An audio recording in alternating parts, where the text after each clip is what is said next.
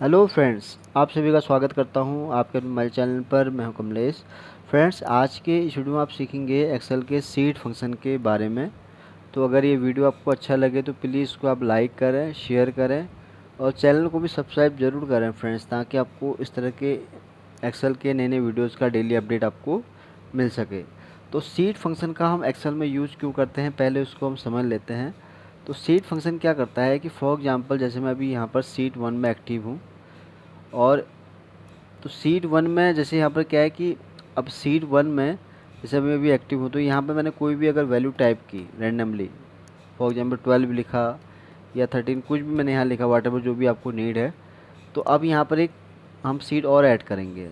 अब क्या है कि यहाँ पर हम ट्राई करेंगे इस फंक्शन को, सीट फंक्शन को। तो सीट फंक्शन क्या करता है कि फॉर एग्जांपल आपने ये फंक्शन यहाँ यूज किया और ये वैल्यू का रेफरेंस देके आपको जानना है कि जिस वैल्यू का आपने रेफरेंस दिया है, फॉर एग्जांपल अगर आप 12 जो वैल्यू है उसका अगर रेफरेंस दिया है, तो सीड फंक्शन क्या करता है कि आपको उस वैल्यू के अगेंस्ट जहाँ पर वो वैल्यू आपने मतलब जिस सीट पर आपकी उस वैल्यू है उसका आपको रेफरेंस निकाल के देता है। यानी कि सीट का आपको रेफरेंस बताएगा कि इस सीट में आपकी ये वैल्यू है। ये तो मैंने आपको बेसिक बताया, चलिए इसको प्रैक्टिकली हम सीख लेते हैं। तो जैसे मैंने आपको बताया कि यहाँ पर हमारे पास एक वैल्यू हमने रख ली है 12, ये जस्ट एग्जांपल के लिए।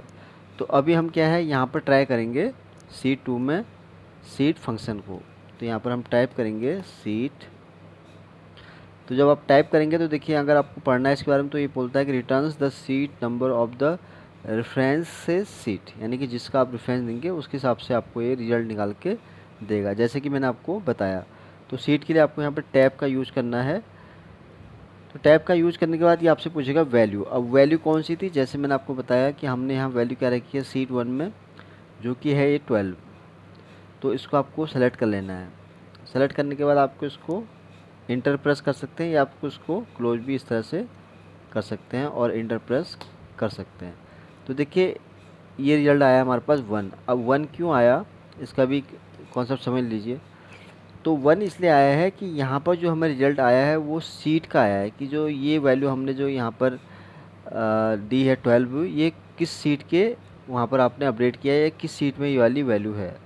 तो ये देखिए यहाँ पर सीट का रेफरेंस आ गया 1 इन केस। अब चलिए इसको एक बार और दूसरे उसे समझ लेते हैं। फॉर एग्जांपल हम सीट 2 में कोई वैल्यू रख लेते हैं, लाइक 500। तो थोड़ा मैं इसका फ़ॉन्ट साइज़ इंक्रीज़ कर लेता हूँ। तो ये मैंने यहाँ रख दिया 500, यानी कि सीट 2 में ये रखा हुआ है। अब हम सीट 1 पर इसको अप्लाई करेंगे, इस फंक्शन को सीट। तो ये ब्रैकेट ओपन, तो यहाँ पे वैल्यू पूछा, तो वैल्यू कौन सा हमारा यहाँ पर सीट 2। तो इसको आप यहाँ पर सेलेक्ट करेंगे और ब्रैकेट क्लोज करेंगे। तो जैसे ब्रैकेट क्लोज करेंगे तो ये यहाँ पर आपको ये सीट 2 दिखाएगा। ये देखिए, तो यहाँ पर क्या बताया कि जो सीट 2 है उसमें ये वाली वैल्यू जो हमने यहाँ ली थी, ये वाली जो अभी आप देख रहे हैं, ये वाली 500, यानी कि हमारा सीट 2 में है। तो उसके हिसाब से इसने बताया कि जो 500 की जो वैल्यू है आपकी वो सीट 2 के अंदर है। यानी कि इसने क्या है कि वैल्यू के रेफरेंस के हिसाब से आपको उस सीट का नंबर यहाँ पर आपको बता दिया। तो ये मैंने आपको 2 एग्जांपल समझाए फ्रेंड्स कि कैसे सीट फंक्शन एक्सेल में काम करता है। बेसिकली इसका यूज ये होता है कि अगर आपको किसी वैल्यू के बेस पर, अगर आपको किसी सीट में अगर जानना है कि वो वैल्यू कहाँ पर है, तो उसके हिसाब से आपको ये सीट का वहाँ पर नंबर बता देगा, चाहे सीट 1 हो, 2 हो या 3 हो या 4 हो, जिससे भी मल्टीपल सीट्स हैं तो उसके हिसाब से आपको ये रिजल्ट निकाल के देगा। तो ये मैंने आपको बहुत ही आसान और सिंपल भाषा में समझाया कि कैसे सीट फंक्शन का आप एक्सेल में यूज कर सकते हैं। तो फ्रेंड्स, आज के लिए बस इतना ही है। उम्मीद करता हूँ ये वीडियो आपको बहुत पसंद आया होगा। अगर ये वीडियो आपको अच्छा लगे तो प्लीज़ इसको आप लाइक करें, शेयर करें और चैनल को भी सब्सक्राइब ज़रूर कर दें। तो जल्दी ही आऊँगा फिर एक नई वीडियो के साथ। तब तक के लिए आप अपने आप को खुश रखें और अपना ध्यान रखें। Thank you.